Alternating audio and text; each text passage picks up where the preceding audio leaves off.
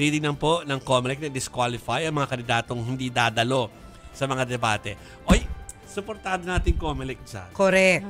Kasi ang mga kandidato, itong past 3 cycles, ayaw na nila umupo sa debate. Parang takot, ano? Takot sila. Na sumabit.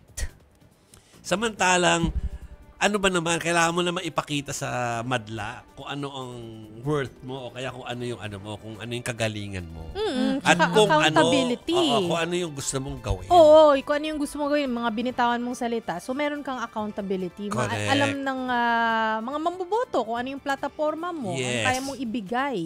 Oo, kasi sabi ng COMELEC, dito mga televised debates ay paraan para tulungan ng publiko na kung sino ang kanilang dapat iboto at hindi iboto. Totoo din naman. Totoo. Para maintindihan natin kung ano yung tumatakbo sa utak nila.